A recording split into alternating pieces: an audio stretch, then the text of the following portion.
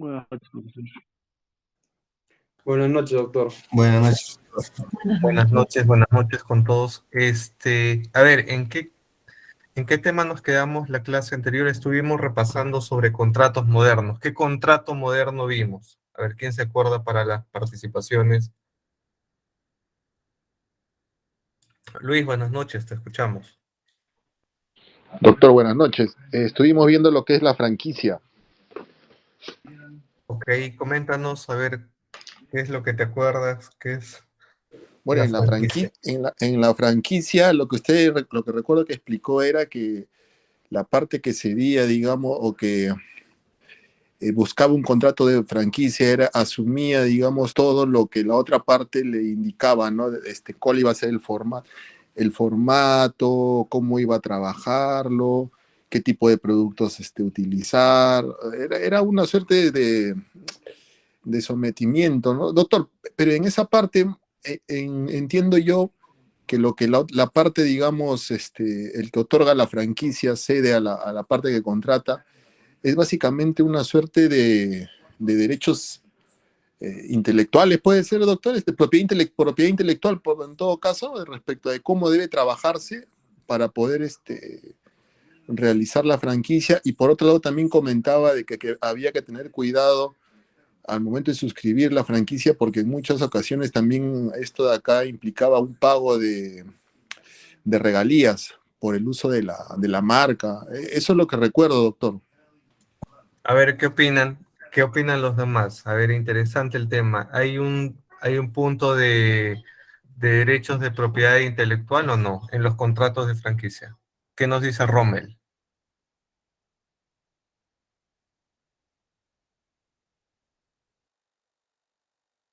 Doctor, buenas noches. Va usted a disculpar, no lo terminé de escuchar, pero en los contratos de franquicia sí se protege el tema de derecho de intelectual, porque no se puede ir, justamente para eso nace el contrato de franquicia. Se dan los lineamientos, se da el proceso, se hace el know-how, pero se respeta el creador. Disculpe, profesor, por la bulla. Justo estamos en trabajo turno noche.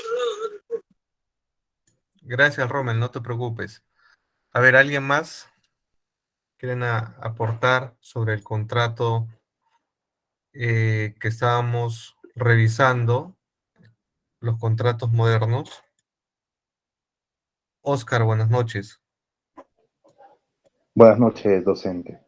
Sí, con relación a este contrato moderno de la franquicia, pues tiene razón mis compañeros a señalar de que hay un tema de propiedad intelectual, pero estos en la mayoría de casos combina dos elementos, que son el tema de las marcas, por un lado, y por otro lado el tema de las patentes, que bueno, forman parte pues de todo contrato de franquicia. Y por el lado de las regalías, evidentemente, esta sería una ganancia por parte de quien otorga la franquicia por el uso precisamente de estos elementos, ¿no? De la marca y la patente. Nada más, docente, gracias. Gracias, Oscar. ¿Alguien más se anima a participar?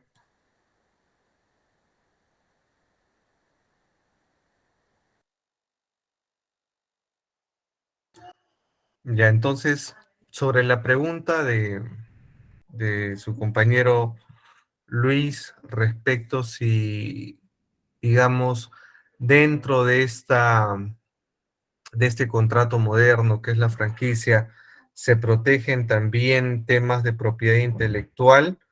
Recordemos que la propiedad intelectual eh, salvaguarda, protege, eh, digamos, temas relacionados a las creaciones de la mente, ¿ya? Como, por ejemplo, una obra literaria, una obra artística, pero también es parte de la creación de la mente, ¿qué cosa? El logo, el logo inventaron, por ejemplo, para McDonald's, o el logo o la imagen de KFC, de Coca-Cola, son temas de creaciones de la mente y que involucran derecho de la propiedad intelectual. Entonces, en este tipo de contratos modernos también se van a tutelar el tema de las imágenes utilizadas dentro del comercio, ¿correcto? Porque recordemos que la importancia que ha adquirido este contrato de franquicia en, en el comercio actual, y poníamos de ejemplo, si no me equivoco, la película, ¿alguien logró ver la película de que le recomendé, el tema de McDonald's, cómo se fundó, cómo se expandió?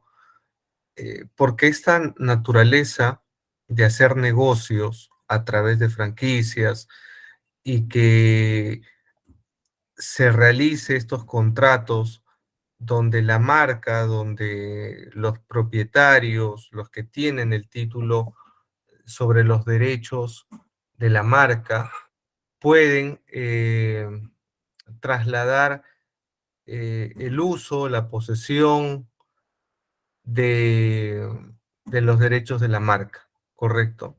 Bajo condiciones efectivamente, no solamente que van a involucrar el derecho de propiedad intelectual, sino también eh, derechos reales, derechos eh, bajo la legislación internacional. Recordemos que no solamente se va a aplicar el Código Civil, son otros contratos atípicos. Uno cuando revisa el Código Civil, ¿acaso encuentra que el contrato de franquicia está regulado? ¿Alguien me puede decir que en el artículo tal del Código Civil está regulado la franquicia? Esto viene del derecho comparado y estos contratos son atípicos. Y alguien se preguntará, pero ¿y cómo es que siendo atípico, siendo un contrato que no está regulado en el Código Civil, se puede aplicar y suscribir en la legislación peruana? La respuesta es clara y nos la da la Constitución política. El derecho de la libertad a contratar. El único límite que establece la Constitución es que este tipo de contratos o ese tipo del ejercicio de la libertad contractual no sea una conducta o una contratación ilícita, ¿correcto? Que vulnere el orden público. Mientras no se rompa esa regla, uno puede suscribir los contratos que crea conveniente para el ejercicio de sus derechos fundamentales, al trabajo, a desarrollarse, etcétera. ¿Sí? En buena cuenta, eso era lo que estábamos conversando la sesión anterior sobre los contratos modernos. Y bueno, Luis nos hizo ese importante comentario respecto a lo que también se salvaguarda en un contrato de franquicia, que son los derechos de propiedad intelectual, porque es la marca, y la marca es intangible. Ahora, ¿cuánto puede costar una marca? ¿No? Hay formas, diferentes formas de que el mercado puede valorar una marca, ¿correcto? ¿Cuánto creen que pueda costar o está valorizado la marca Coca-Cola o Pepsi? ¿Qué otra marca conoce? Nike, Inca Kola. ¿Cuánto estarías valorizado? ¿Cuánto creen que ha costado, digamos, la compra de Inca Kola o de alguna cerveza que ustedes conozcan? ¿Cómo es que se mide? Miles. ¿Qué criterios crees que se miden al momento de valorar, de poner un precio de una marca? A ver, ¿qué criterios tomarían ustedes? ¿Por qué pagarían para una determinada marca 1 millón y para otra 1000 soles?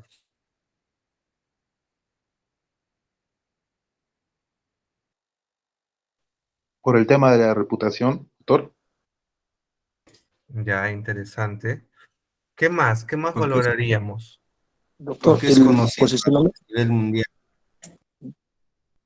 A ver, primero Juan y luego Percy, por favor. A ver, Juan. Decía porque es conocido la marca a nivel de Perú, incluso a nivel mundial, y otro porque se tiene buenas referencias de ese producto de la marca.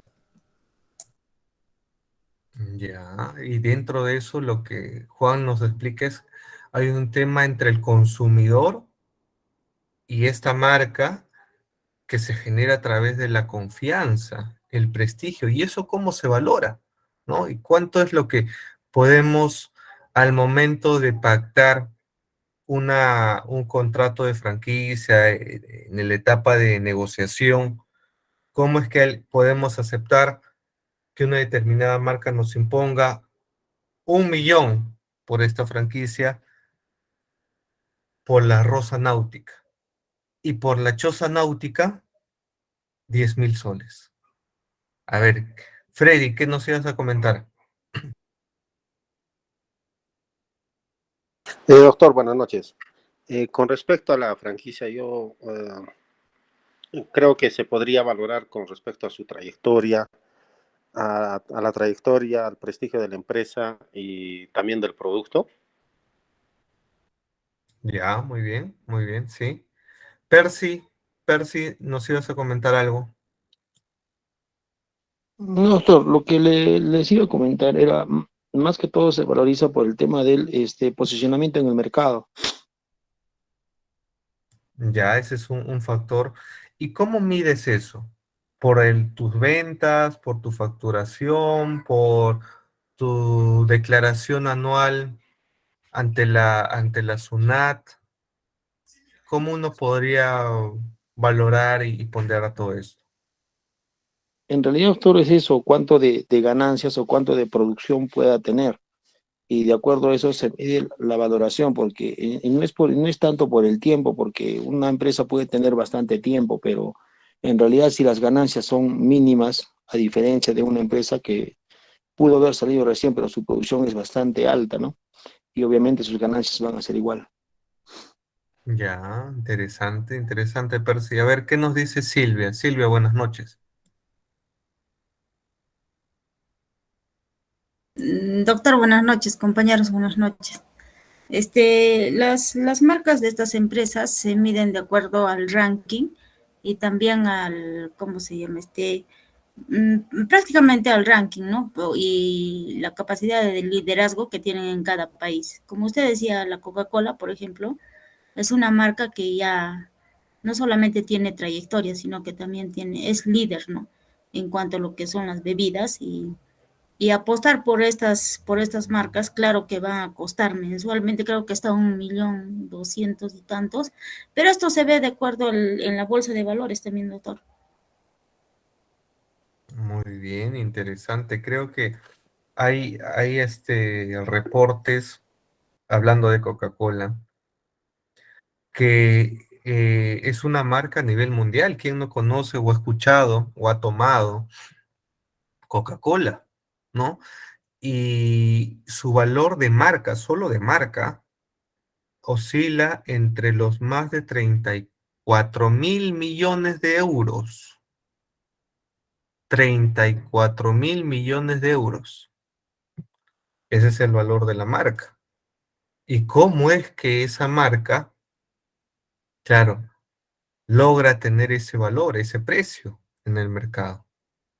A ver, ¿alguien más iba a participar?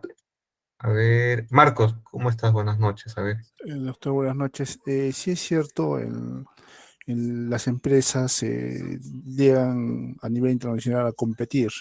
Yo creo que muy aparte de que tengan un soporte económico, eh, hay, hay muchas condiciones de privacidad y derechos de autor para la venta de un producto. Yo creo que también interviene mucho el marketing, ¿no? La presentación de la marca y la calidad que ofrece al mercado. Ya, muy bien. Sí. ¿Qué marcas, digamos, en pandemia ustedes han conocido y que ahora ustedes digan, sí, esa marca es buena, nació en pandemia, es de otro país o tal vez es un producto peruano, que ustedes estarían interesados en plantearles un negocio y firmar un contrato de franquicia? No sé, se me ocurre que es de Lima y ustedes quieren que tenga una franquicia en Cusco, en Junín, en Huancayo, en Arequipa, donde ustedes residan. ¿Alguien ha conocido una marca en tiempos de pandemia que hoy en día, pese al corto tiempo, ya se ha ido consolidando? ¿Alguien? ¿Alguna idea, alguna marca? ¿O en general? A ver, Luis, coméntanos. Doctor, una marca en particular en época de pandemia no he conocido, pero tuve la oportunidad de escuchar una nota de prensa, una noticia en un medio, en un canal, en la que hablaban de Rústica. Rústica estaba ofreciendo franquicias y uno de los entrevistados comentaba que él se acercó a Rústica a tratar de lograr una franquicia, ¿no? Y dentro de las condiciones que establecía, lo que entendí, era de que cobraba como una suerte de derecho el derecho, solamente el derecho de poder, de utilizar la marca costaba como algo de $60,000, dependiendo del tipo de rústica que quisiera, ¿no? Porque había rústica solamente restaurante y centro digamos, discoteca, rústica y discoteca y centro de esparcimiento, pero para cada tipo de formato, rústica establecía un determinado tamaño, digamos, de local, ¿no? Para poder otorgar la franquicia. Caso contrario, no podía aplicar a lo que él quería, ¿no? Si era un restaurante, supongamos, requerían algo de 100 metros cuadrados, ¿no? Lo mínimo que requería para un restaurante. Si no lograba obtener un local de esas características, no iba a lograr la franquicia, ¿no? Fuera de los costos que llevaba el hecho de implementar este local, que entendí que era con el formato que esta empresa le otorgaba, los materiales que le daba, que este también le otorgaba, la vestimenta, el tipo de la atención que debían, la capacitación que debía tener el personal, entre otras cosas más. Eso era lo que quería comentarle, doctor. Muy bien, Luis, muy bien. Y a propósito del comentario de Luis, ¿no? De su compañero, que hay ya estudios en nuestro país, fíjense que hay estudios en nuestro país que señalan que este tipo de contrato moderno, que es la franquicia, genera anualmente alrededor de 1.000 millones de dólares. Ojo. O sea, este sistema de franquicias y de cómo uno desembolsa por una determinada marca miles de dólares, genera alrededor de 1.000 millones de dólares anuales, donde actualmente existen más de 1.200 eh, unidades franquiciadas que generan empleos a más de 20.000 peruanos, ¿ya? Entonces, dentro de los rubros que más destacan en temas de franquicia, el 66% de nuestro país se generan en el rubro de la gastronomía, fíjense. Y el otro, en un 34%, digamos, se divide en rubros de joyería, estética, salud, educación, accesorios, ¿no? Es por eso que yo les preguntaba, ¿qué marcas ustedes conocen y les gustaría tal vez decir, yo vivo, no sé, pues en Ayacucho y me gustaría que en Ayacucho haya el Cineplanet, o me gustaría que haya Kentucky, Bembo, McDonald's, etcétera. ¿Cuánto me costaría? Porque dentro de los elementos que habíamos conversado eh, sobre este contrato de franquicia, obviamente que hay un franquiciante y un franquiciado, ¿no?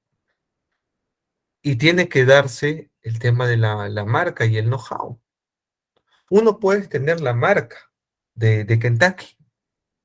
Ahí está, hice mi edificio bonito, Kentucky, el viejito con su bigote, ya está en Ayacucho.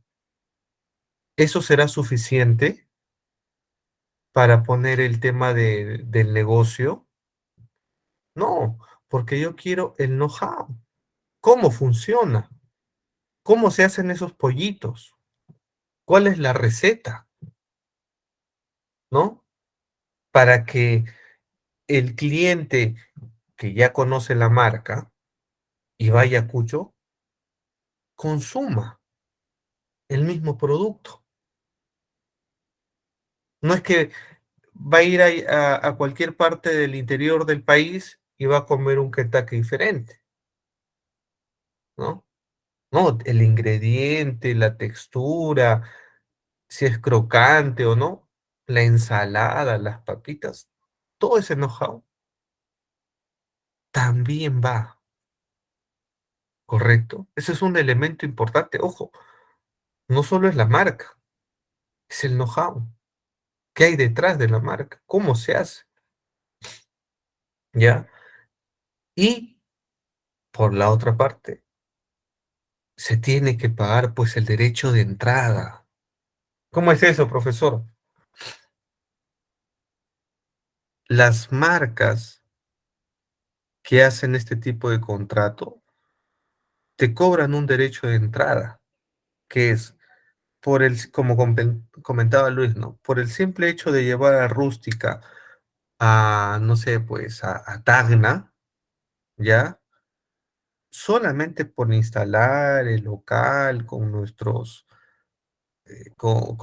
estándares, ese derecho te va a costar tanto. Como dice Luis, ¿no? Eso dependía, puede ser un determinado monto, $50,000, 60,000, 70, etcétera. Y aparte de eso, las regalías, ¿no? Que se pueden pactar en porcentajes, en montos fijos, mensuales. Fíjense. O sea que el negocio, y es por eso que yo les invito a que vean esta película de McDonald's, para que vean que los fundadores de McDonald's no tenían la visión de expandirse. Ellos querían ser líderes en su pueblo y lo lograron. Todos conocían. Es más, iban al pueblito a comer su hamburguesa, a probar cómo era esta dinámica de comida rápida. Pero el que tuvo visión, que era un vendedor, y vendía pues electrodomésticos, y es así que vendiendo electrodomésticos llega a este pueblito y conoce este sistema de comida rápida. Y se engancha tanto con la marca, con todo lo que hacía, que termina volviéndose socio y ya luego compró la marca y al final los dueños terminaron pateando latas. Pero la visión de esta persona que compró la marca, todo el know-how, es que el negocio no solamente se centraba en la venta de hamburguesas, de papitas, de lo que ofrecía, sino el verdadero negocio era los contratos de franquicia. El decirle, por hacer este tipo de edificio, color, el logo por aquí, hay un derecho de entrada, ¿no? Es más, yo me voy a encargar de darte todo eso y me vas a pagar tanto. Y ahí estábamos hablando de derecho inmobiliario, temas de los terrenos que se vendían, que se compraban. Había, y fíjense la visión que tenía. Él decía, no vamos a inyectar ni un sol. Los que van a inyectar todo esto en construir una sede, una sucursal en su pueblo o donde quieran, es el inversionista, es el franquiciado. Él es el que va a poner todo, y nosotros no. Entonces, esa visión hace, y claro, las personas que querían llevar este negocio a ese nivel y por diferentes partes del mundo, terminen firmando contratos de franquicia. Y ese es el éxito de los contratos de franquicia. Y es por eso que, claro, si tú tienes una marca, puedes aspirar a eso, a firmar un contrato de franquicia, que sería muy interesante. Si ustedes tienen algún emprendimiento, ok, ¿cuánto vale esto? ¿Correcto? Así que ya estamos conociendo más sobre cómo funciona la dinámica, la licencia de la transferencia del know-how, por ejemplo. ¿Qué es el know-how? ¿Qué entienden ustedes por know-how? Es el saber cómo hacer, es el conocimiento. Ya, y en el caso, por ejemplo, de las hamburguesas McDonald's, ¿cuál sería ese know-how? La receta. Muy bien. Y no solamente la receta, porque el éxito que implementó McDonald's en esos años era que tu hamburguesa salía en 3 minutos, en 2 minutos, creo que ya tenías la hamburguesa. Y era todo autoservicio. Te daban ahí, así como ahora, ¿no?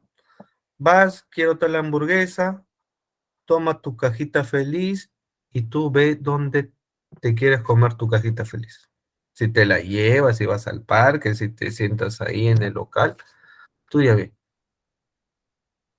Pero como yo hago esto, yo los hago lo que hoy conocemos como comida rápida. Te entrego tu hamburguesa en 2 minutos, 3 minutos, es la misma calidad. Entonces, no solamente el know-how implica la receta, sino todo el procedimiento de cómo llegas al producto final, ¿no? Entonces, ese know-how me lo tiene que dar, porque cuando yo firmo un contrato de franquicia, hay una transferencia de este know-how. Porque el otro pues va a decir, no solamente quiero poner el local, poner tu logo, ya, ese es un primer paso, eso va a atraer a la gente. Pero si uno va y come tu hamburguesa y dice, oye, esto no es como la receta original o no es lo mismo, no tiene nunca más regresa, ¿no? Es más, podría pues impactar de manera negativa a la propia marca, a su calidad. Y eso es lo que no quiere, eso es lo que no se quiere cuando tú firmas un contrato de franquicia. El estándar tiene que crecer y mejorar. No puedes bajar tu estándar. Entonces, este know-how es el conjunto de conocimientos, no patentados, pero sí tiene un carácter comercial o financiero, ¿correcto? Entonces, ahí poníamos el ejemplo de cómo se elabora, no solamente la receta, sino cómo es la elaboración de las hamburguesas, en este caso. Otro de los puntos que hay que tomar en cuenta en este tipo de contratos es la licencia de la marca, ¿ya? La licencia de la marca, que implica eh, cómo tú podrías tener, a ver, alguien que nos dé ideas, cómo gestionas una licencia de esta marca en la municipalidad, en la Cámara de Comercio, ante algún ministerio. ¿Qué opinan? ¿Cómo se gestiona la licencia de marca? Porque si ustedes los contratan como abogados y les dicen, ya, ok, esta marca es de Estados Unidos y ahora quiero que funcione acá en Perú. ¿Cómo hacemos y tramitamos la licencia de marca? ¿Alguien?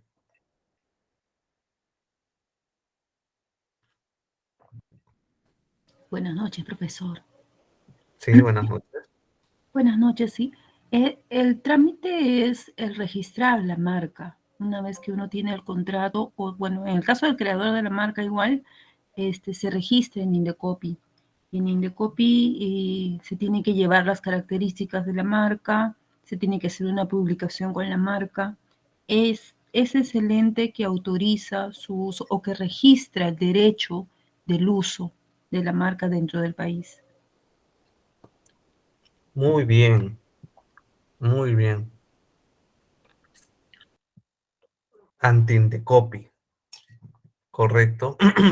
Y obviamente en las marcas pues ya han registrado, dependiendo a su ordenamiento jurídico, dónde han registrado su marca, ¿no? Acá podemos ver el tema de registros públicos, ¿correcto? Acá podemos ver, ya tengo la marca, constituí mi empresa, la registré ante registros públicos. Ahora, como tal, voy a ir a Indecopi y obtener la licencia, la autorización de mi marca, ¿correcto? Y tener ya una licencia de marca implica que el otorgamiento de esta licencia eh,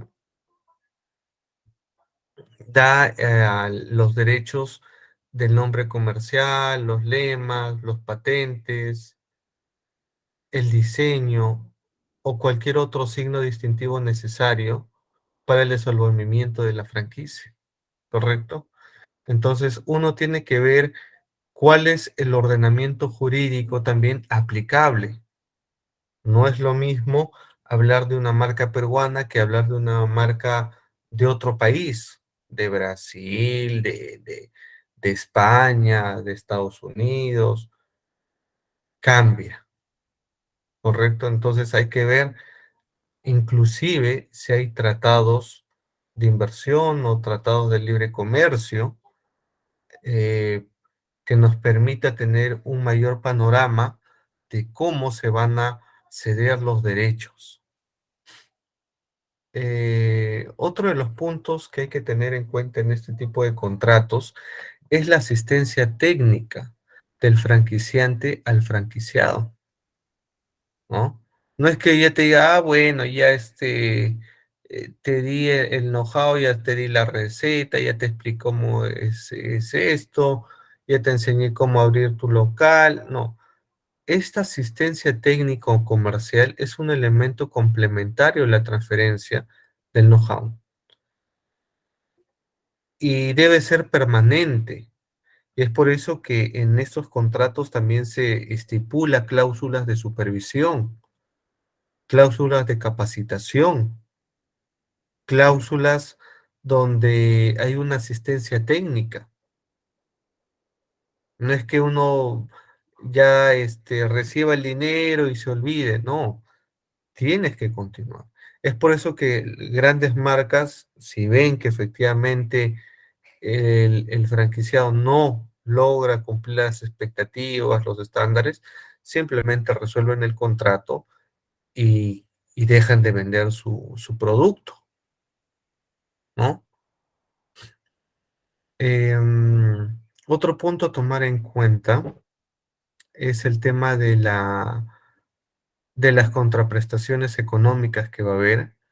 Hablábamos de un tema del derecho de entrada, las regalías, y eso va a depender mucho de cómo se van a manejar las negociaciones en el plano económico.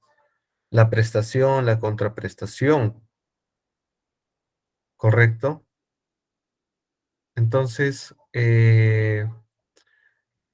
estos elementos hay que tomarlos en cuenta para al momento de revisar y suscribir un contrato de franquicia. ¿Hasta ahí hay alguna pregunta, comentario, duda?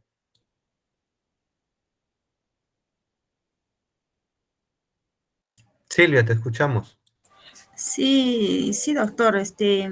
Estas franquicias tienen, así como tienen sus ventajas, también tienen sus desventajas, ¿no? Por ejemplo, en las ventajas puede ser que cuando uno empieza de cero, por ejemplo, en las agencias de viaje, eh, hay agencias de viaje como la Perú Travel, que llega hasta Estados Unidos, llega a Lima, y Piura, Puno y Cusco, ¿no? Y uno cuando quiere emprender puede abrir, ¿no? Puede abrir su local, puede hacer todo, pero esta empresa va a pedir su página, ¿no? Que el dominio sea de la misma persona, y ahí empiezan, ¿no? Las ventajas de que como ya es una empresa conocida, entonces el turista viene, llega ahí ya con la confianza de que el servicio que les van a prestar va a ser el mismo servicio que tal vez en alguna oportunidad ha tenido al viajar a Piura, Lima, no sé, ¿no? Pero la desventaja que van a tener estas empresas es que no van a poder emprender más. Van a tener que regirse al reglamento de la empresa, del franquiciador, porque no les permiten, como usted dice, no les permiten ni sacar un dinero adicional, ¿no? Hacer otro préstamo y poder ampliar, no se puede. Entonces, esas son unas de las desventajas que ellos tienen, ¿no? Aparte que las penalidades son muy fuertes, ¿no? También no pueden no pueden ofrecer otros productos que ellos no les hayan dado, ¿no? Por eso es que las penalidades son fuertes, ¿no? También ¿cómo se llama? En cuanto a la publicidad, también ellos tienen un margen, no pueden hacer por ejemplo, en estas empresas no se puede volantear, no se puede volantear porque la empresa no permite, pero sí se puede ofrecer cartas, ¿no? A otras empresas o agencias. Eso es lo que quería decir, doctor. Muy bien, Silvia, muy bien. Interesante los aportes que están dando.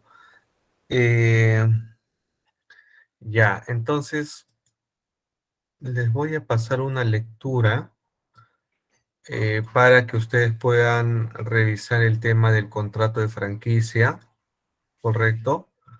Y la puedan revisar. La voy a compartir por el chat.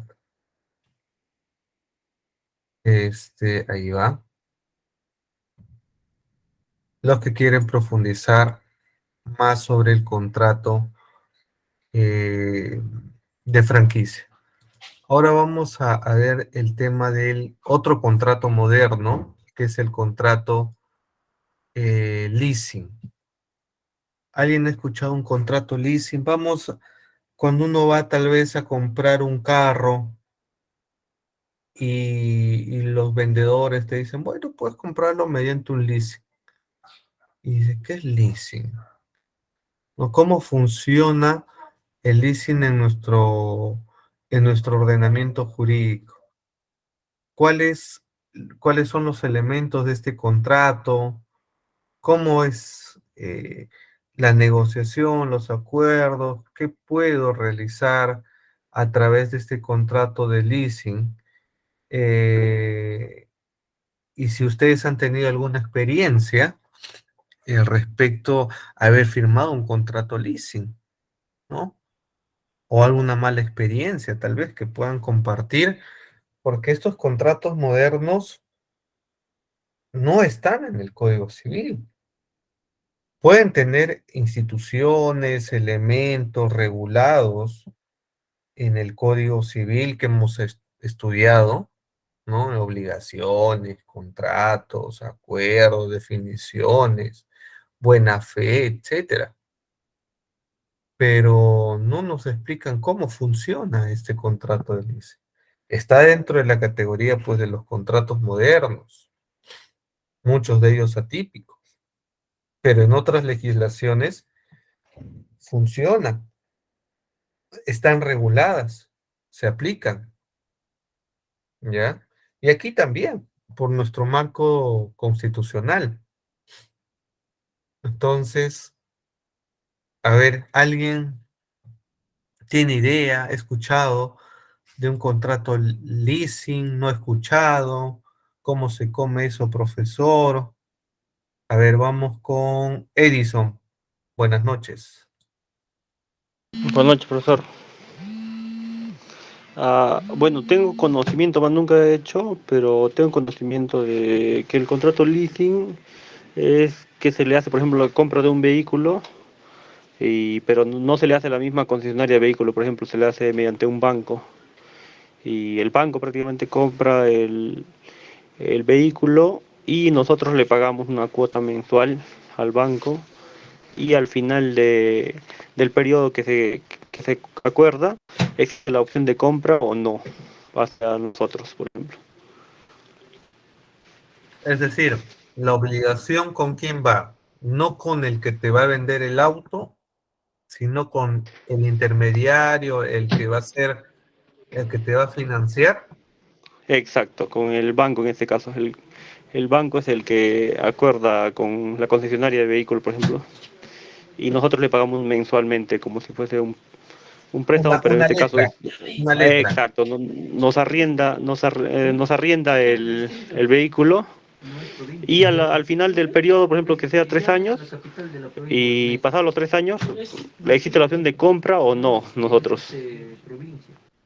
Ya.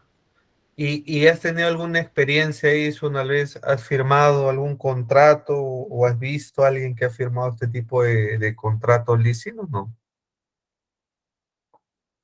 En este caso no, pero por concepto nomás lo he visto.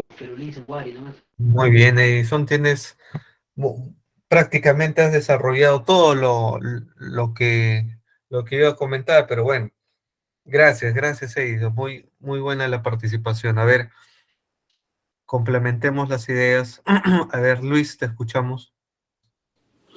Sí, doctor, en la misma línea que lo que comentaba el compañero, pero lo peculiar de este contrato, lo que yo recuerdo, porque hace mucho tiempo que lo he estudiado, se supone que este es un alquiler-venta, ¿no? Uno le va pagando al banco y como dice el compañero, al final, cuando ya ha cumplido con pagar todas las cuotas, hay un valor simbólico, digamos que es un valor de venta, por decirlo así, vale un sol.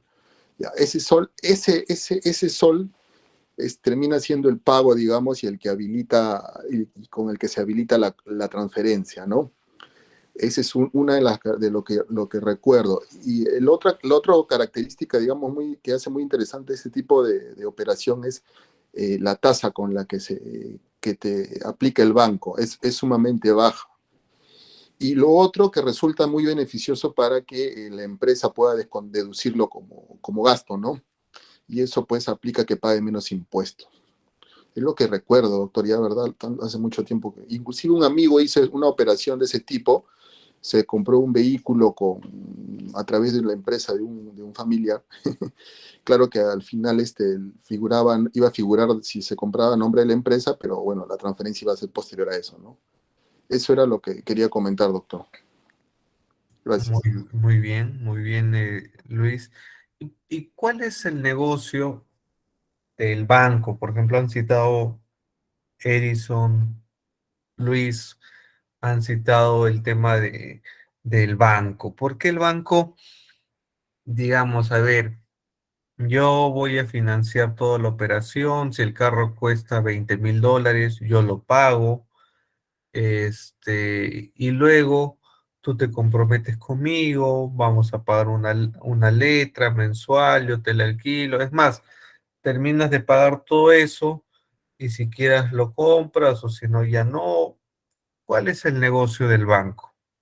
¿O es que el banco cobra otro tipo de comisiones, otro tipo de letritas chiquitas donde al final de tu leasing terminas pagando casi el doble de lo que costó el auto, o no es así. ¿Cuál sería el interés? Porque todo pinta bonito, están hablando de que, bueno, quiero comprarme el carro, lo hago mediante leasing, y aquí salimos ganando todos. ¿Eso es así o hay algo detrás de estas negociaciones que vamos a realizar con los bancos en este caso? Alguien levantó la mano, me parece.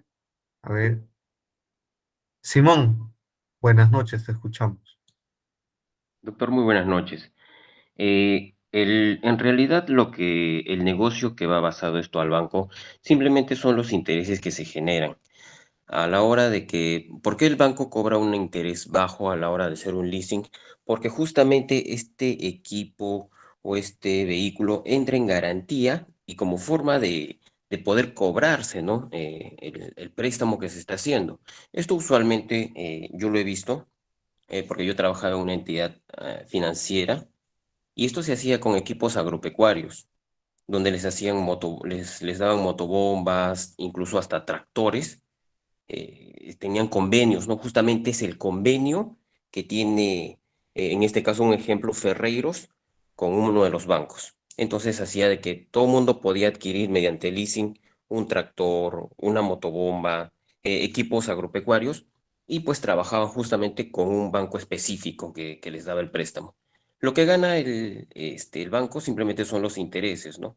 Pero como el equipo sale a nombre del banco, en cualquier momento gana el dinero, gana sus intereses, y si es que el usuario no cancela, simplemente se quedan con el equipo y con todo el dinero que puso. Es como cualquier otro préstamo, ¿no? Eso es todo, doctor. Gracias. Gracias, Simón. Interesante el enfoque, tu experiencia, ¿no? Porque uno puede tener diferentes lecturas estando fuera, ¿no? Para un abogado o para una de las partes puede ser diferente, pero tú nos has explicado cómo es a través de estos convenios, y claro, el tema es comercial. Yo tengo una fábrica de autos, ¿no?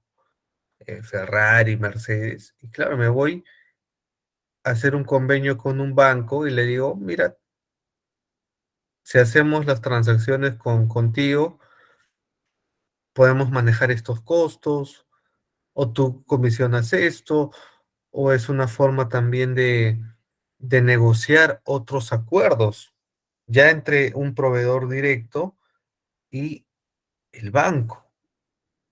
Entonces, ¿qué pasa si una de las partes no paga? Ahí tiene el banco el tema de los intereses, el tema de ejecutar la garantía, el quedarse con el bien, en este caso mueble, la maquinaria, el auto, etcétera. Y finalmente, pues, tal vez dentro de ese convenio, ¿no?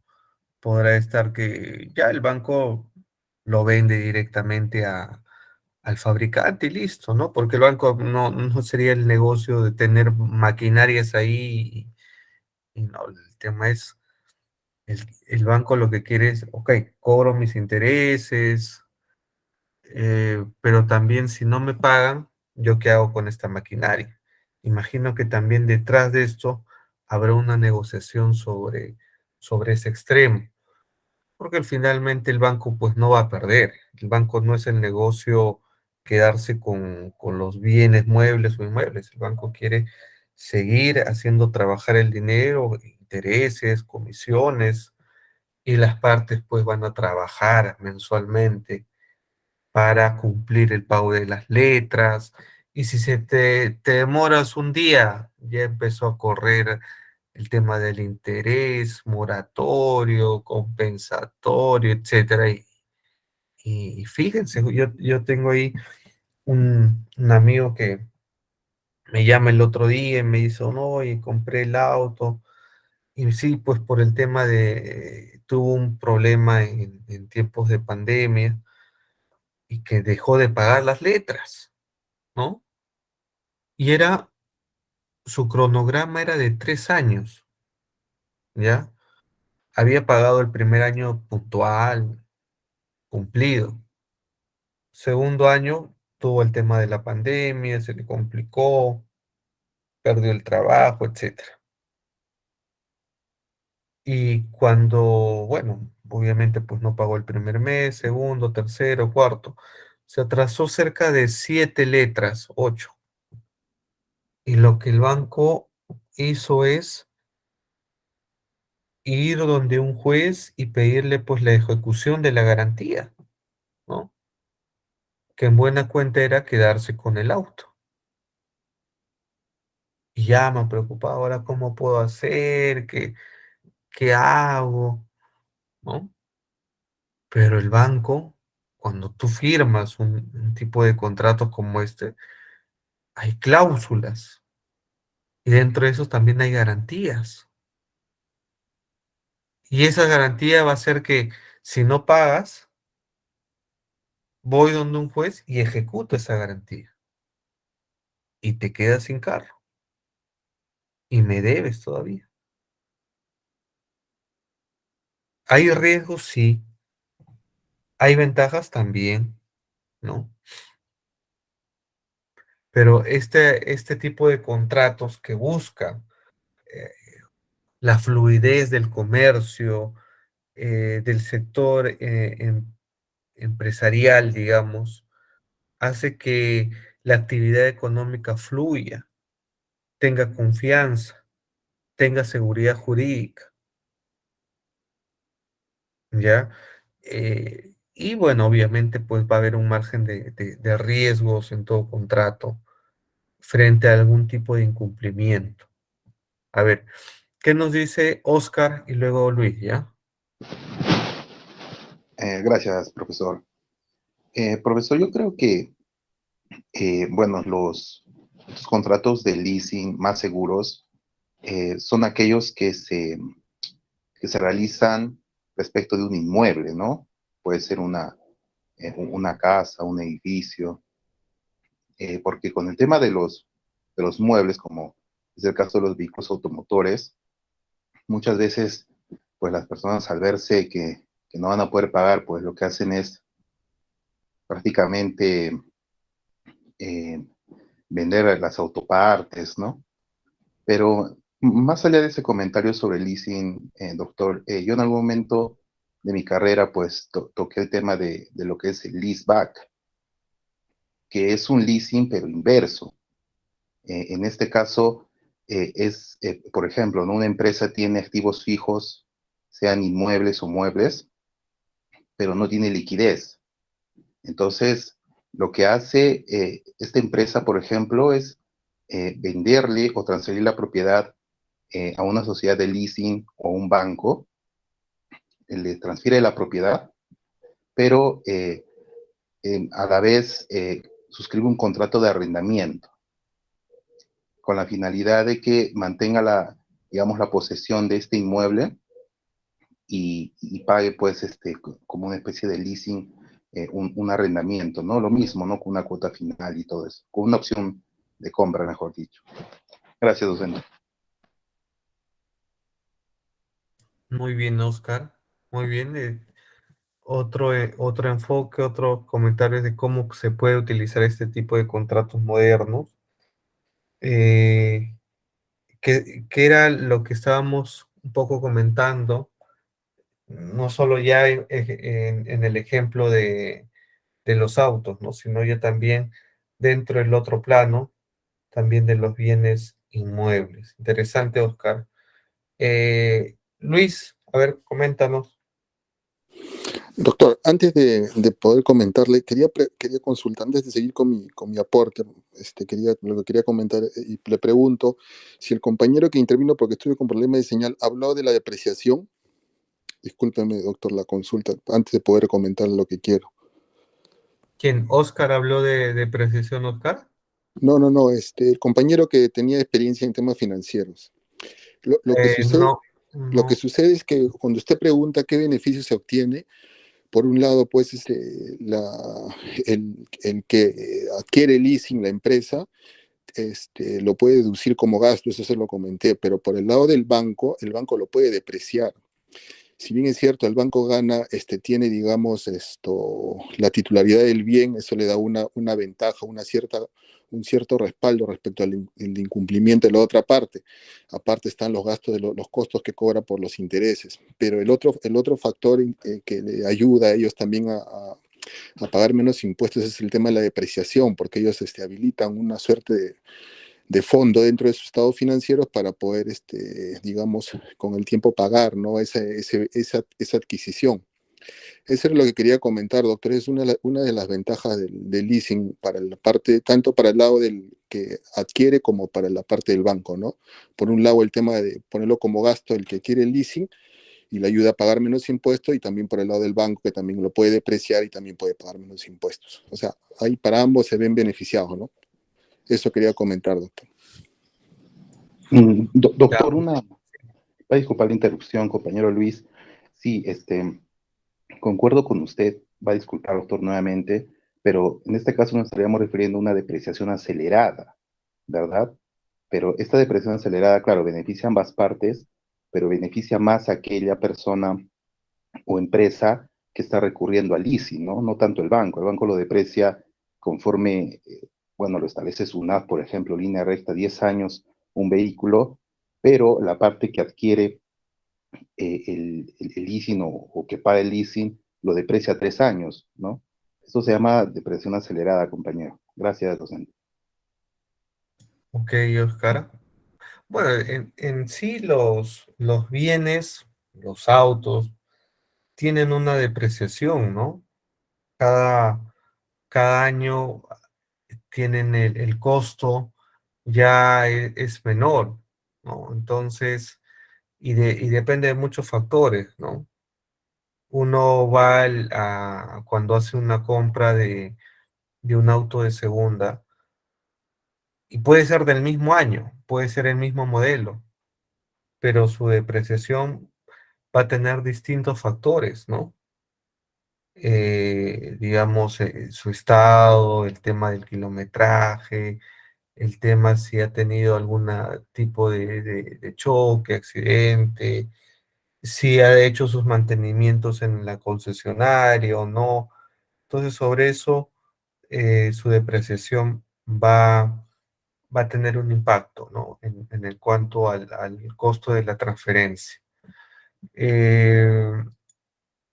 A diferencia de los temas de los bienes inmuebles, ¿no? Que a veces un terreno lo puedes comprar a $30,000 y después ya ese terreno está al doble o al triple, ¿no? O puede ser a la inversa, que debido a una coyuntura, por ejemplo, no sé, pues política, se deprecian, pero es complicado en temas de derecho inmobiliario, pero puede pasar, no digo que no pueda. Entonces eso también hay que tenerlos en cuenta, ¿ya? A ver, entonces han hecho interesantes comentarios, aportes respecto al contrato leasing, y bueno, vamos a hacer algunas acotaciones, ya que han tenido diferentes participaciones. A ver, Oscar, antes de continuar, a ver. No, doctor, mantuve la mano levantada, va a disculpar. Ya, Oscar. A ver, y les pregunto, ¿este contrato leasing está regulado en el Código Civil? ¿No está regulado? ¿Es un contrato típico? ¿Es un contrato típico? ¿Qué comentarios? A ver, ¿alguien?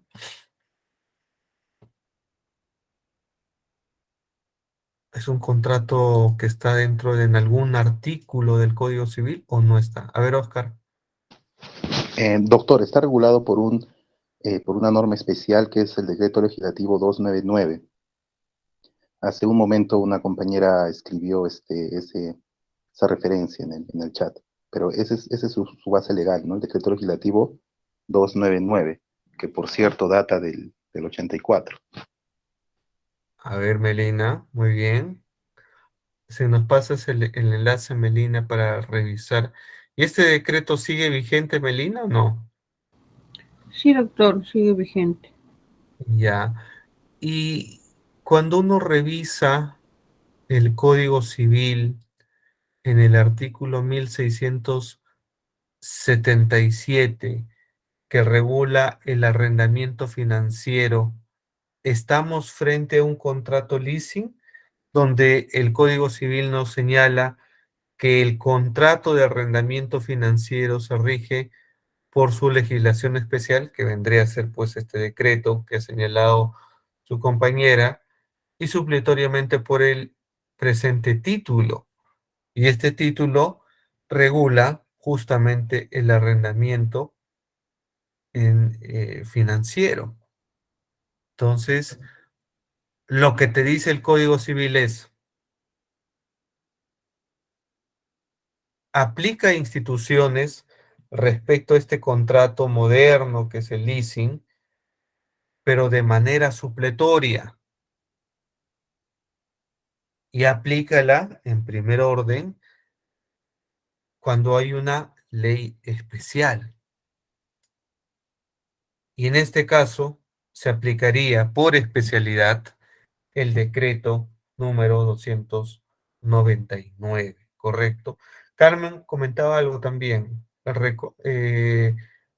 que justo lo que estaba ahí conversando sobre el artículo 1677 del Código Civil, que habla de los contratos financieros, pero ojo, aquí hacemos, Carmen, la aclaración, el tema de ser supletorio sobre la especialidad, sobre una ley, un decreto que regule el ICE.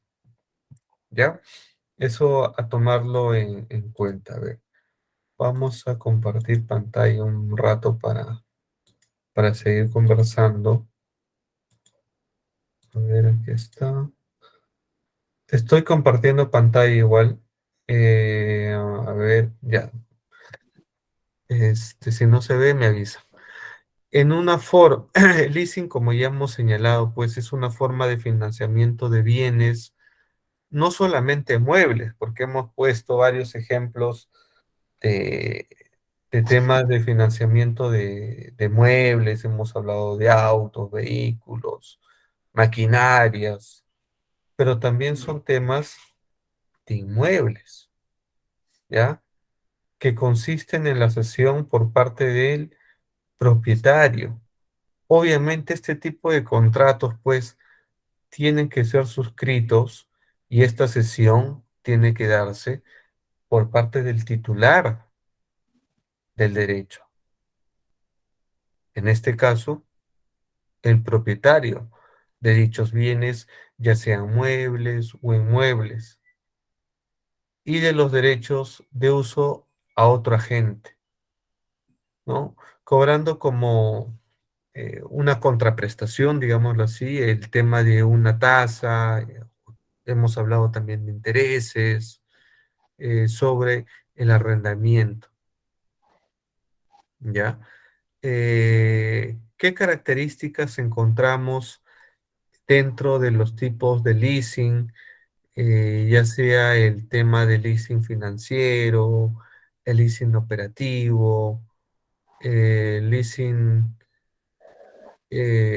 back, que esta última es una operación doble donde el propietario del bien lo vende al arrendador y este a su vez lo arrienda a su antiguo propietario, ¿no? Mediante un contrato de arrendamiento dependiendo básicamente de que se trate de financiero u operacional. Interesante esa jugada. El leasing operativo, mientras tanto, es cualquier otro arrendamiento que no reúna las conductas del arrendamiento financiero. Este tipo de leasing es un contrato de arriendo de bienes comunes y corrientes, ¿correcto? Y el financiero, que es lo que, digamos, más se utiliza y lo que estábamos comentando ahora, en el que se transfiere sustancialmente todos los riesgos y beneficios inherentes a la propiedad del activo.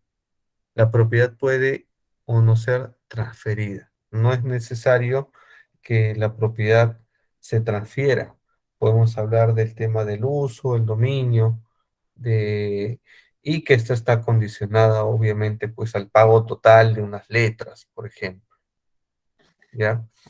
¿Qué otro punto hay que tener en cuenta?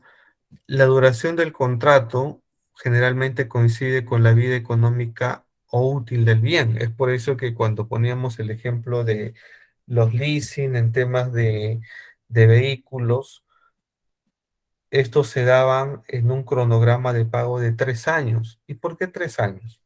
¿Por qué no 5? ¿Por qué no 10? ¿Por qué no 8? Porque se sabe que el valor de un auto o de un bien eh, mueble va a tener un proceso de deterioro, ¿ya? Y en el tema de los autos, lo más recomendable es vender el auto dentro de los 3 años, ¿correcto? No de, ya cuando tenga 4 años, 5 años, que el valor del mercado va a tener un impacto negativo, ¿sí? Otro punto que yo recuerdo que se hizo con un alcalde, no recuerdo cuál, un alcalde de Lima, les comento, era lo que denominaban como el bono chatarrero o algo así. ¿A qué viene esto? A que el Estado te decía, inclusive hicieron otro tipo de bono en la cual los taxistas, ¿no? Llevaban su auto como parte de pago. Obviamente, pues este auto ya pues estaba viejo, era de los 80, era como tenía el año de nuestro Código Civil. Y, y este sistema consistía en que, bueno, el taxista traía su auto, le entregábamos uno nuevo y él iba pagando sus letras. Como parte de pago, se iba a dar el tema de su auto. Y la lógica, pues, dentro del interés general, dentro de la administración pública, era reducir los costos y también los daños ambientales, ¿no? La contaminación, etcétera. Ese era el trasfondo. Y les pregunto, ante este tipo de estos sistemas, ¿estamos también frente a un tema de leasing financiero o leasing operativo? ¿O ustedes consideran que no, que eso que se maneja el Estado, donde el Estado pues era el que financiaba esto, y estamos frente a un leasing financiero o no lo estamos? A ver qué dice. ¿Alguien quiere participar?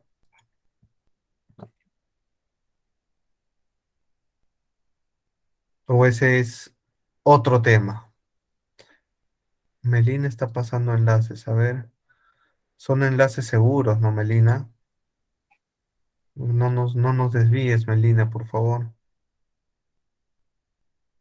En ese tipo de ejemplo que está comentando, ¿estaríamos frente a un tema de contrato leasing o no?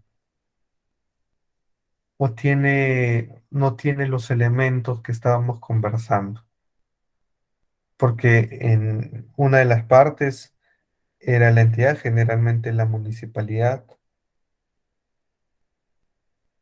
y hacía la operación de recibir este vehículo y luego darle otro vehículo moderno y que se tenía que pagar las letras. ¿Se podría hablar de leasing ahí? ¿De una especie de leasing? o eran otro tipo de contratos públicos donde participaba el Estado? ¿Qué nos dice Luis? Doctor, una pregunta. ¿Y quién tenía la la titularidad del bien en ese tipo de lo que usted plantea? Ahí lo tenía las municipalidades. O sea, ¿conservaban ellos la titularidad del bien hasta que se culminaba de pagar, doctor? ¿Así es? Porque En si sí, es así, ajá. podría aplicar a la figura del leasing, ¿no? O sea, tiene cierta similitud, porque la titularidad es de quien nos da el crédito, por así decirlo, hasta que se termina de pagar, hasta que se termina, digamos, el plazo por el cual se ha convenido, y finalmente pues se decide si es que se transfiere o no la propiedad, ¿no? Caso contrario, yo considero que no estaría aplicando un leasing, al menos no financiero, ¿no? Ya, muy bien, muy bien. Gracias. Oscar, ¿qué opinión tienes? O Simón, ¿alguna opinión sobre esto? ¿O no son Sí, doctor. contratos? A ver, Simón, te escuchamos. Sí, sí vendría a ser una modalidad de leasing, ¿no? Pero de todas maneras, la municipalidad no creo que haya podido adquirir la titularidad de estos autos, de estos vehículos, porque la función de la municipalidad no es realizar ese tipo de proyectos ni tener titularidad de tantos vehículos. Lo que sí podría realizar la municipalidad es tener convenios con financieras y con concesionarias de autos. Pero de todas maneras, sí vendría a ser una forma de leasing. Muy bien, Simón. Esto, y cuando lo estudien, lo revisen, esto pasó, por ejemplo, en épocas donde Susana Villarán, alcaldesa de Lima, empezó en el tema. Y también parte de esto lo siguió pues Castañeda, ¿no? No terminó de resultar porque efectivamente no se lograban pagar las letras. Los taxistas pues terminaban deteriorando aún los vehículos, los taxis, no pagaban. Claro, se procedía el tema de ejecutar la garantía, a quitarles el vehículo y al final estaban en rojo porque no recuperaban ni cumplían la finalidad. Así que terminaron de sacar ese tipo de programa, ese tipo de bono y ya no se utilizó más, ¿no? Era un tema de que el Estado invertía, pero no se recuperaba ni se solucionaban los problemas. Así que terminó más rápido que en, digamos, realizarse esa gestión para luego decir que esto no era lo recomendable. Y como bien señala Simón, esto se tenía que ver a través de una entidad financiera, correcto, y no donde medie alguna entidad estatal, correcto, porque ya se tendría que ver no solamente ámbitos del derecho civil o de un decreto especial, sino también desde el ámbito del derecho público, de la ley, por ejemplo, 27444, ley de procedimiento administrativo general, y con la participación del Estado, los temas tenían otro tipo de matiz, ¿correcto? Y no era, estaban forzando pues una figura de leasing que no era diseñada para aquellas partes donde el Estado intervenga, ¿correcto? ¿Alguien quiere participar? Creo que Percy, estás con el micro encendido. ¿Algún comentario?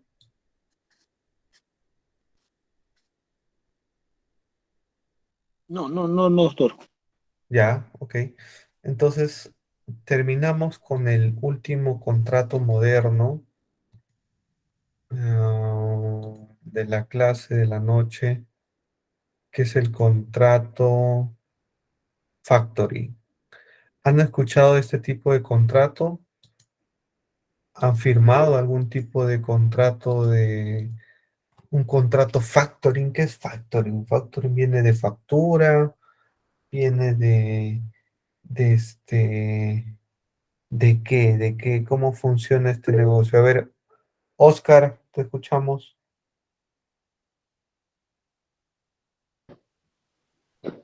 Sí, profesor, precisamente como lo mencionaba, es un tema de, de facturas mediante el cual pues una persona que tiene acreencias cede estas acreencias a un tercero para que las haga efectivas, pero a cambio de esto pues hay un descuento en el precio, ¿no? Yo tengo facturas por 10.000.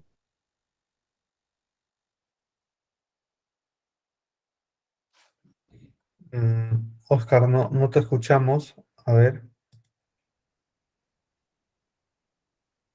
¿su compañero salió o continúa? Me parece que ha tenido problemas de conexión.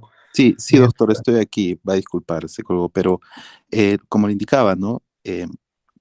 Por ejemplo, una empresa puede tener acreencias por 100.000 soles, es un ejemplo.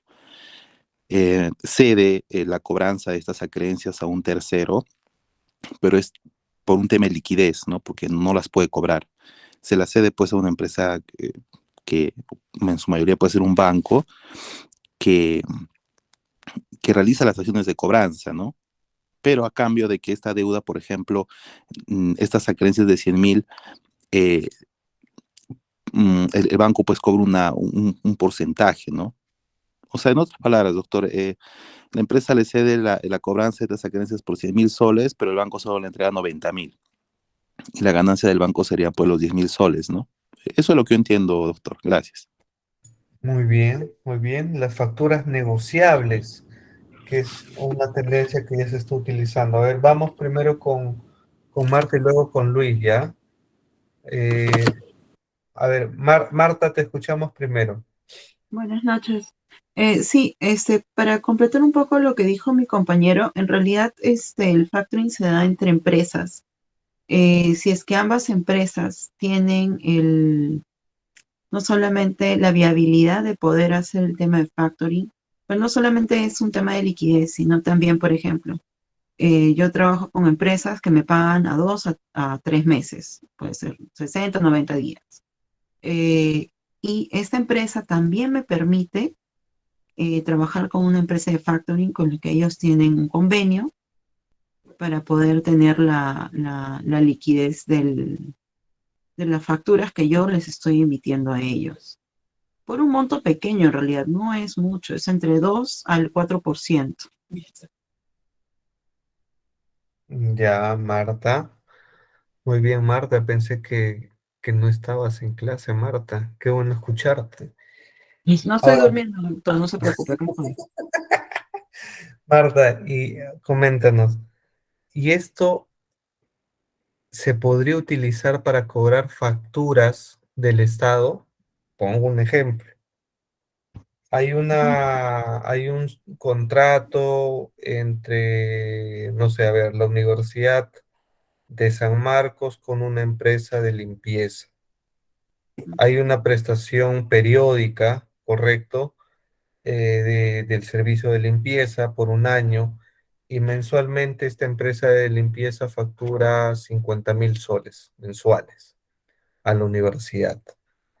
Eh, pero esta empresa que contrata con el Estado eh, sabe pues que el Estado se demora en pagar y efectivamente la liquidez es un tema clave para pagar a su personal, comprar insumos. En rigor, esta empresa de limpieza, en este ejemplo, puede ir al banco de su preferencia y decirle, oye, firmemos un tema de un contrato factoring, negociemos las facturas y yo me encargo de cobrarle a la universidad, yo banco. ¿Eso es factible, Marta? ¿O tú qué piensas? Lo que pasa es de que puedes tener todo en regla, pero si una de las partes tanto la empresa que va a hacer el factoring como la empresa a la cual tú le estás brindando el servicio no tienen la viabilidad de aprobar ese tipo de procesos, no se va a dar. Yo lo quise hacer con Salud cuando hicimos un trabajo para Salud y el banco nos dio todos los requisitos, todo bien, todo perfecto para el factoring, pero el que no aprobaba era Salud. Entonces no pudimos hacer el adelanto. ¿Y por qué no aprobaba de salud? ¿Por qué? ¿Qué decía de salud? Ellos decían que era por un tema de procesos, que tenía que ir a ciertas aprobaciones, a ciertos gerentes, y era más engorroso, ¿no? En Ya, realidad, pero... el tener este tipo de cosas acelera un montón los procesos, y Ajá. también obviamente la liquidez, pero sí, por eso le digo, si ambas empresas, tanto la que le está brindando el servicio como la que está dando el que está recibiendo el servicio, no tienen un acuerdo previo de factoring, o si no tiene la viabilidad, no se va a poder ver. Ok, y por el banco no existía un riesgo de decir, ¿cómo le cobro al Estado? Porque finalmente el banco te dice, ya, ok, tienes tu factura, Marta, yo sé que Salud te va a pagar, bueno, supuestamente fin de mes, tú ya les has entregado los bienes y yo ya me arreglo con la entidad. Ahorita yo banco, te desembolso los 30.000 soles y yo ya me encargo de cobrarle No, a... es que no lo hace de esa forma, porque habría mucho fraude también ahí. Pero no lo hace de esa forma. Tienes que tener todo aprobado, tienes que tener no solamente los papeles que te solicitan, sino también la aprobación del contabilidad de la otra parte. Si no, no procede. Ya, pero mi pregunta y mi enfoque era más por el tema del riesgo que asume una entidad bancaria. O No, sea, es que ellos hacen una revisión del respaldo de cada entidad. Tienen un ya. riesgo ellos también. Ellos hacen esa revisión.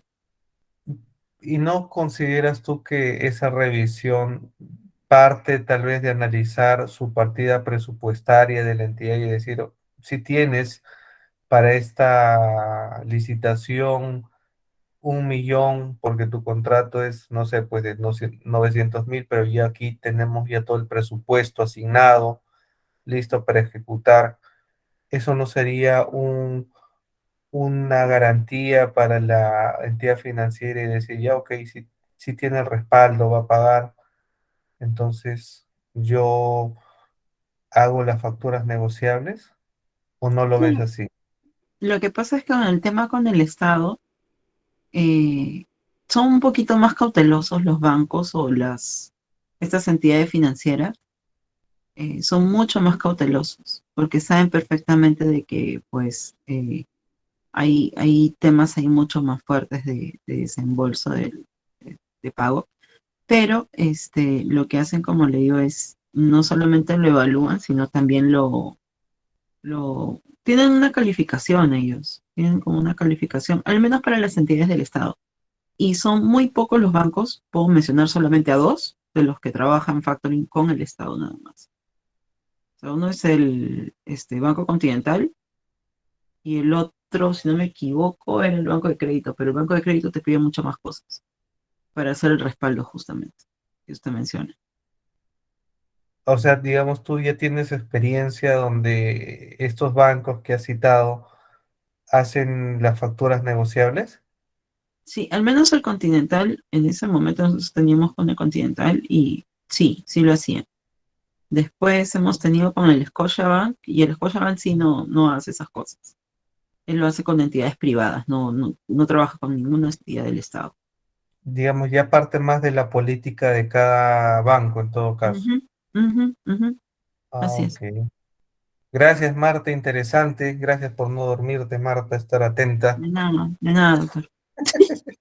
Ya, ok. Entonces, a ver, interesante lo del factoring, porque esto, ojo, se crea para temas entre privados y que al día de hoy entidades financieras ven dentro de los contratos públicos oportunidades de decir, ok, yo me encargo de cobrar y ver el tema. Claro, ya va a depender de políticas, de requisitos, unos no quieren, otros con solamente el privado, etcétera. Pero ahí está este contrato. A ver, vamos con nuestro delegado Rommel. Doctor, ¿se me escucha bien?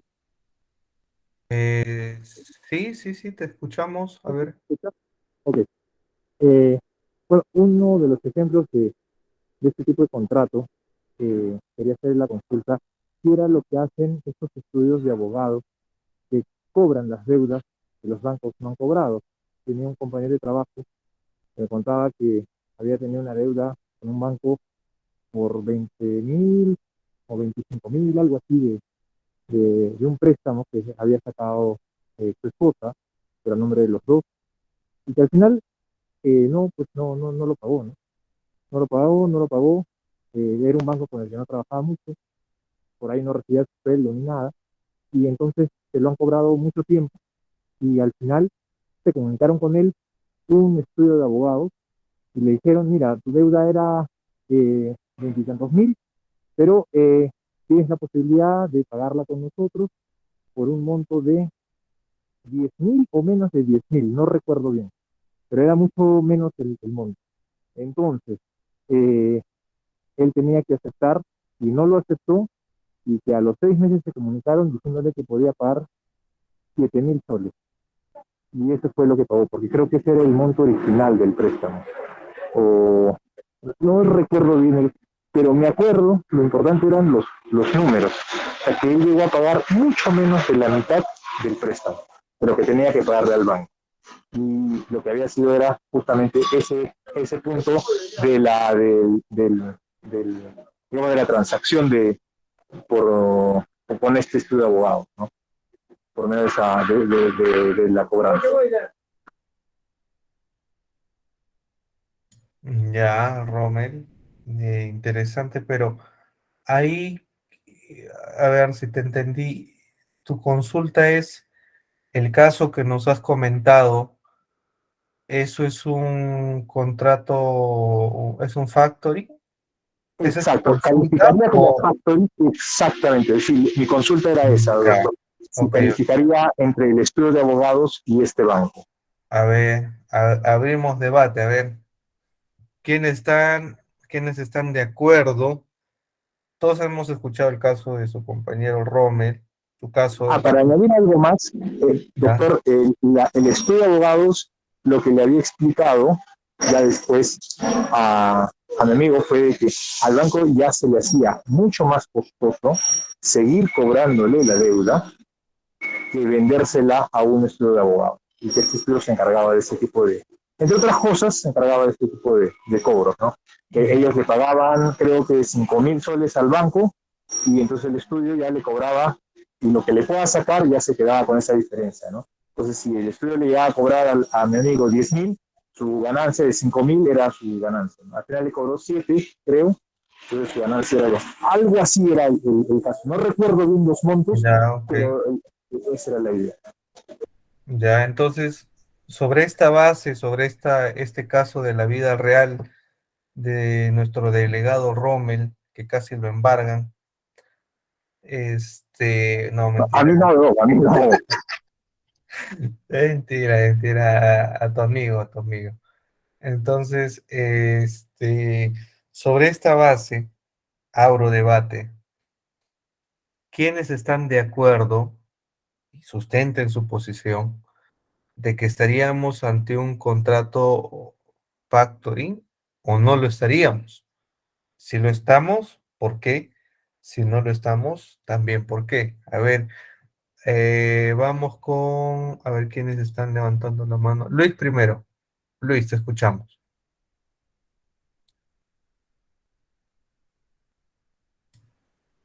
Luis, te escuchamos.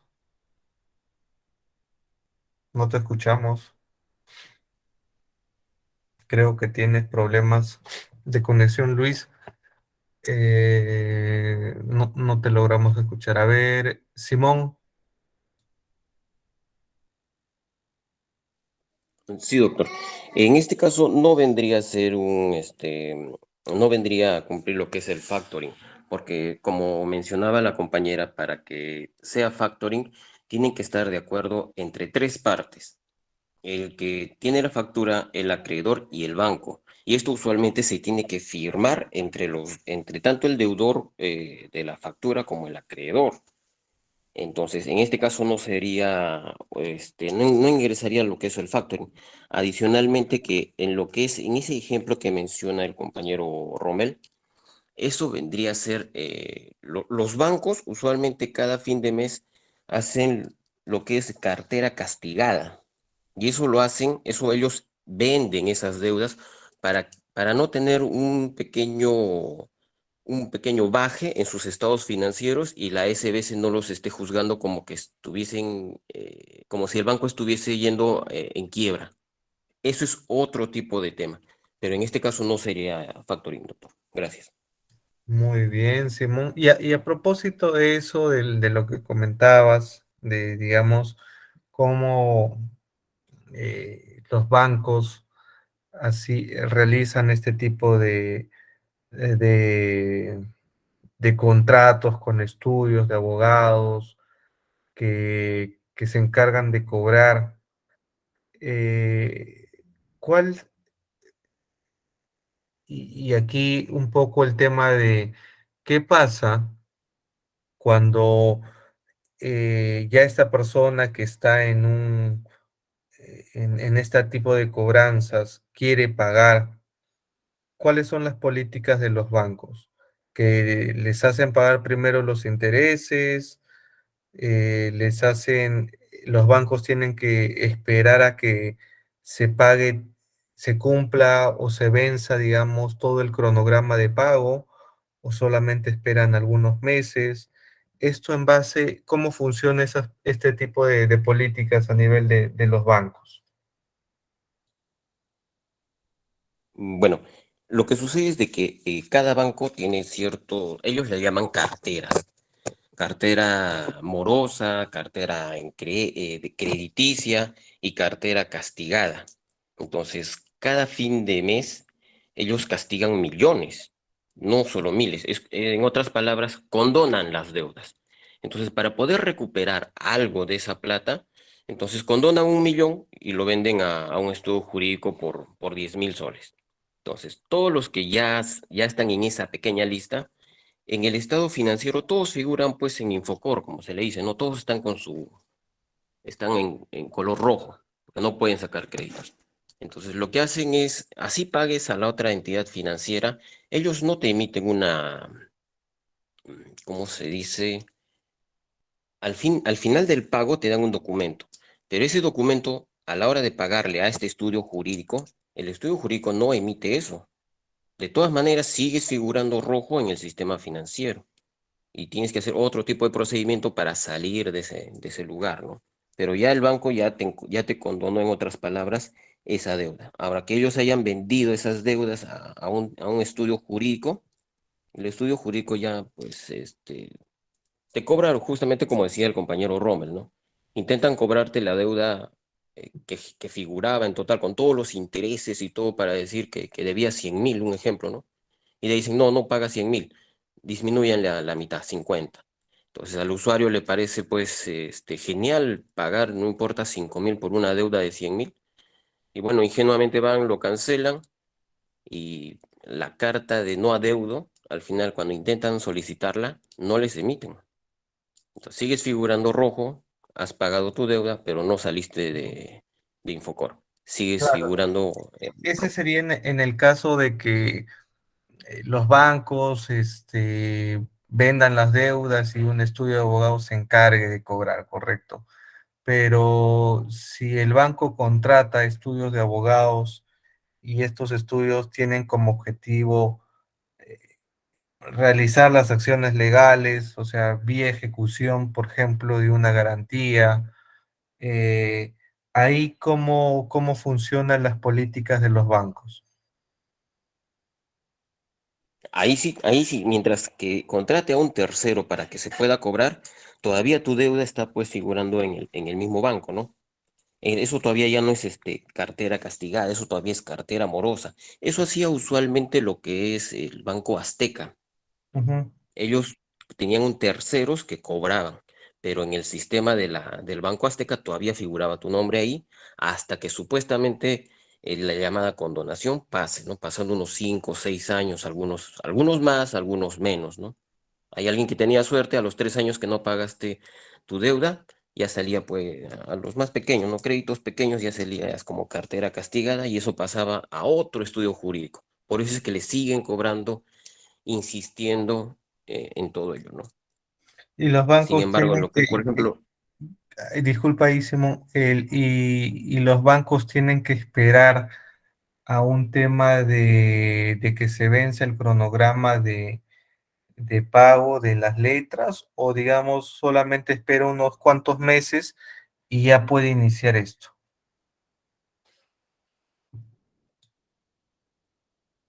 no necesariamente se tiene que cumplir el cronograma. Esperan un tiempo de promedio unos 5 años para ver que no estás pagando y ellos para que la SBS la SBS evalúa cada banco. La SBS ve que el banco de crédito es un banco sostenible cuando su cartera crediticia está en balance con su cartera morosa. Mucha morosidad significa que ese banco no está yendo bien. Entonces, lo que hacen es justamente lo que mencionaba, ¿no? Castigan 15 millones y hacen que el banco esté estable en sus estados financieros, tanto su cartera crediticia como la morosa. Mucho crédito, ya el banco está yéndose le está yendo muy bien, ¿no? Por eso es que cada asesor de créditos tiene una meta y les dicen, no, tienes que cumplir, cada mes tienes que mantener tu cartera de crédito en 120.000 y tu cartera amorosa siempre tiene que estar en 40.000. Ellos tienen, por eso tienen metas, ¿no? Por cumplir esas metas son lo que les pagan, ¿no? Entonces no es necesario cumplir el cronograma para poder pasar a un estudio jurídico y tercerizarlo también, ¿no?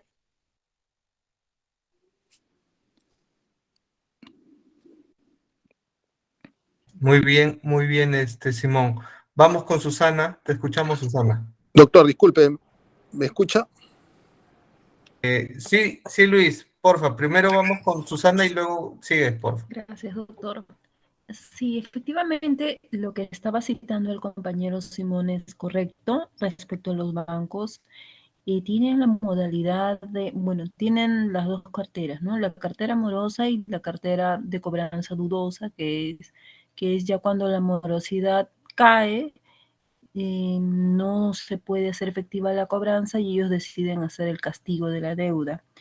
Lo que usualmente hacen es, además de castigar la deuda, que como bien cita, va a su estado financiero y como una pérdida, porque ya es un irrecuperable, es una deducción de un gasto, también venden mediante una cesión de crédito definitivo, hacen la venta a un estudio o a un servicio de cobranza, bueno, a un estudio jurídico que va a comprar con un descuento especial esa cartera y ellos son los que hacia adelante van a hacer el seguimiento del moroso para que puedan ellos recuperar su inversión. Y por eso es que ellos estilan a hacer un descuento especial, ¿no? Como decirle, si usted debe 5.000 soles, a usted solamente pague 2 cuotas de 1.200 soles y se anula su deuda, ¿no? Pero en realidad la deuda no se anula al 100% porque ellos no pueden emitir el certificado de deuda porque lo emitiría el banco y el banco ya no puede hacer ese documento porque ya castigó la deuda. Entonces, ¿qué es lo que hacen? Es que simplemente con los documentos, con el contrato que se firma, el convenio, el pago, con todos esos documentos, el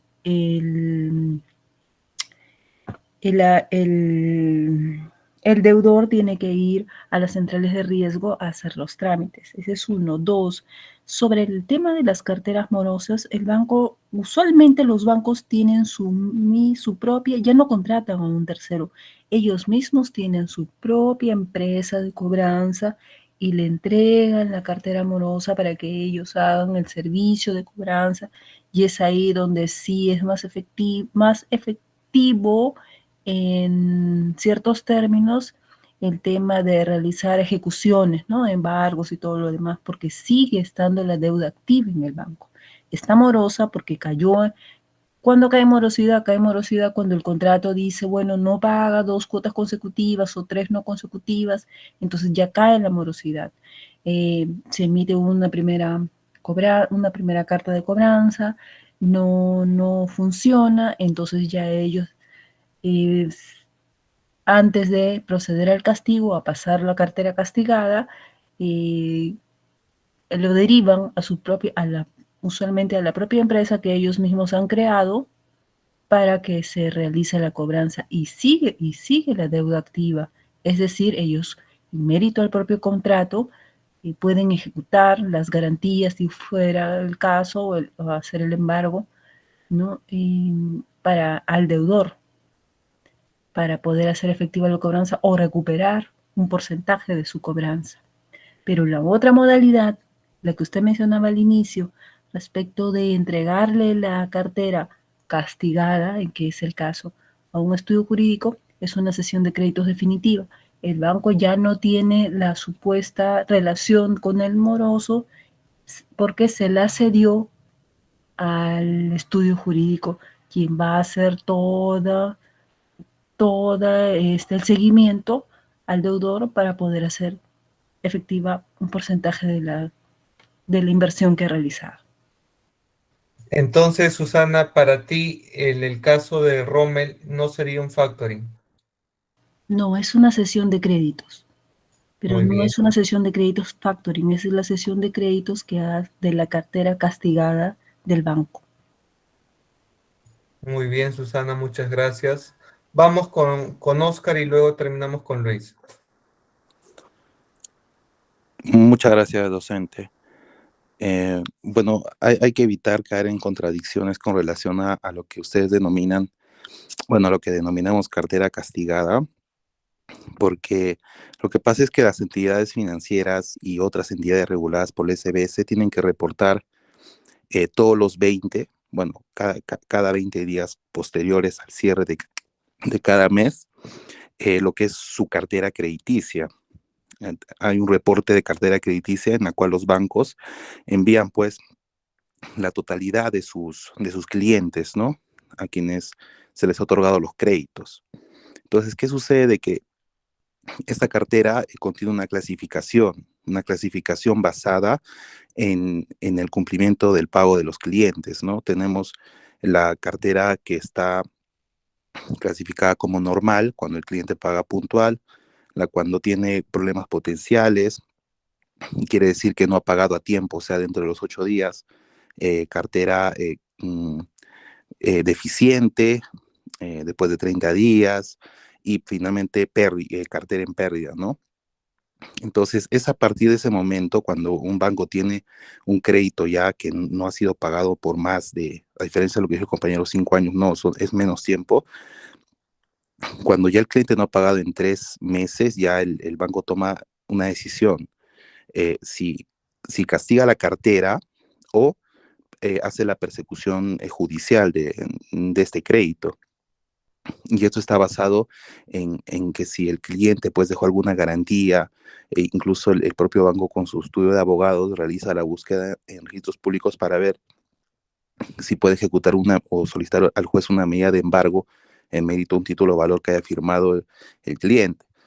En caso contrario, pues si el cliente no tiene nada registrado, lo que hacen es castigar la deuda.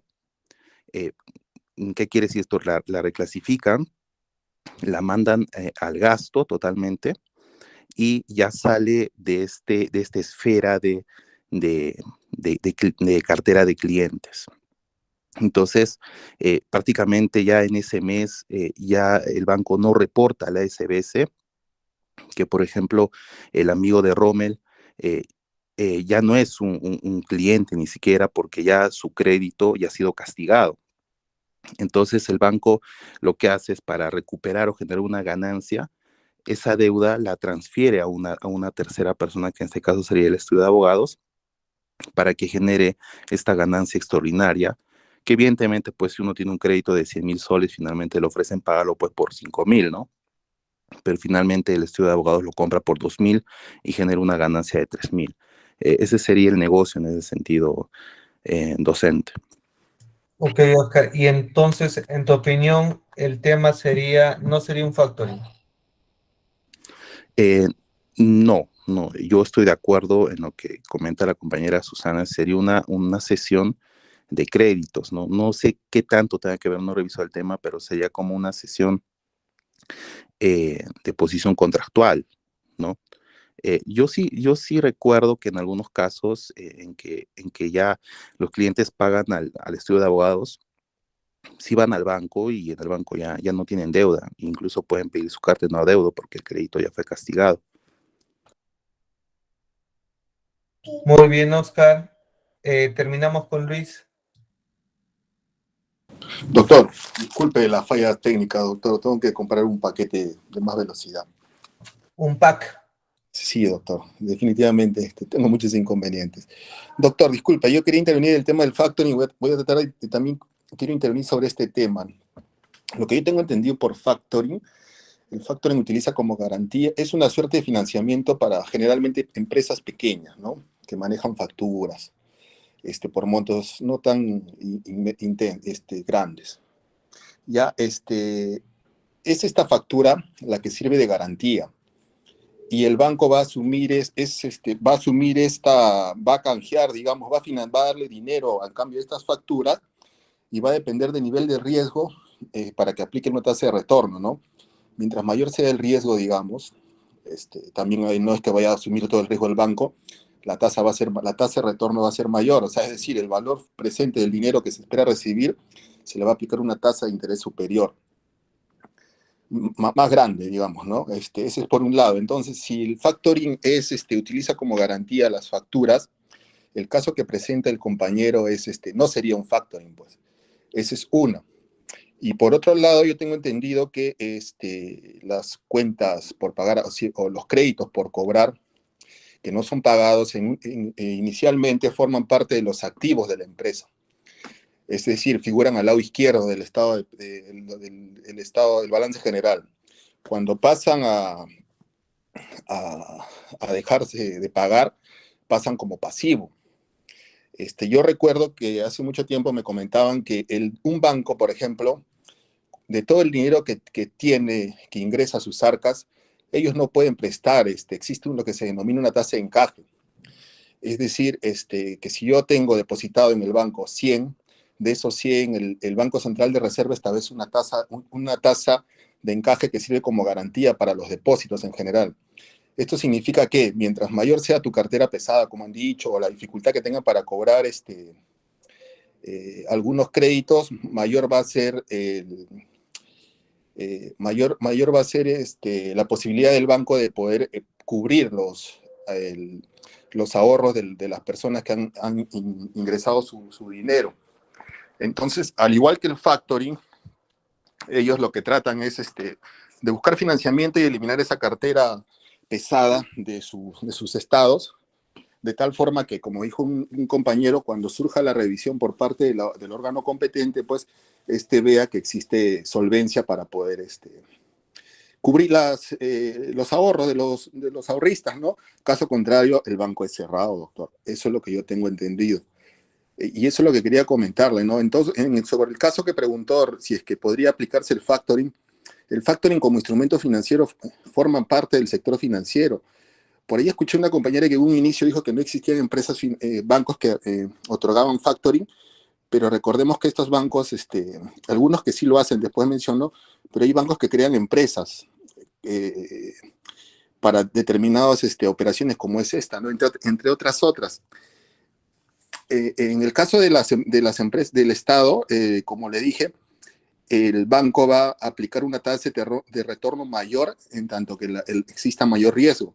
Y yo no creo que al Estado podría darse la posibilidad, pero ¿qué tan rentable sería para el Estado poder ser financiado por un factoring, ¿no? O sea, podría ser beneficioso en la medida que obtenga algo de dinero de las cuentas que no se les paga, de repente sí, pero eso sería materia de discusión entre las partes, ¿no? O sea, ponerse de acuerdo qué tasa de retorno se aplica para poder aplicar el instrumento que usted está indicando, doctor. Disculpe, tenía varias cosas que comentar, pero ya por el tiempo se me pasó y por las dificultades técnicas. Gracias, doctor. Muy bien, Luis. Entonces, coincido también con todos ustedes en el caso que nos planteó nuestro delegado Rommel. No estamos ante un factory. No hay una negociación de una facturación ahí, en el caso que has planteado, Rommel. Así que eso puede ser una cesión de derechos, eso puede derivar tal vez de un contrato del préstamo que ha tenido el banco con, en este caso, tu amigo, ¿no? Podemos hablar de un contrato mutuo, tal vez que ha tenido tu amigo con el banco, y la cobranza en sí ya es propio de un proceso tal vez de ejecución, entonces por ahí descartamos el factoring, que lo vamos a ver, ya nos ganó el tiempo en la próxima clase con mayor detalle. La próxima clase, recordemos que es la última clase, así que ánimo, ya nos falta una clase más, ya y cerramos todo el curso y damos algunos tips para el examen final, ¿correcto? Así, de esta manera, algo adicional, alguna consulta para cerrar y ya nos vemos el próximo lunes en la última clase. Silvia, te escuchamos.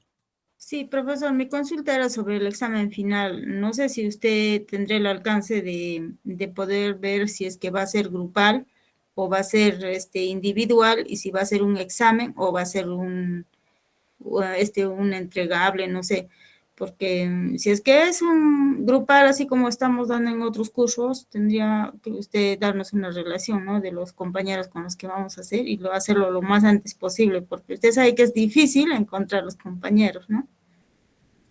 Ya, en principio va a ser individual, Silvia, pero los tips los voy a dar la última clase. No falte, Silvia. No, profesor. Estaremos atentos para las fotos protocolares. Marta durmiendo, por ejemplo. Presente, presente. Ya, entonces nos vemos en la última clase y ya conversamos los últimos temas, repasamos algunos y vemos el tema del examen final y algunos tips. Betty, sí, gracias Silvia a ti. Betty, Profesor, buenas noches.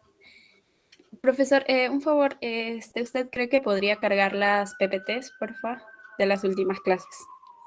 ¿No están en el aula virtual, Betty? Ayer, si más no me equivoco, entré y no encontré de la tercera unidad.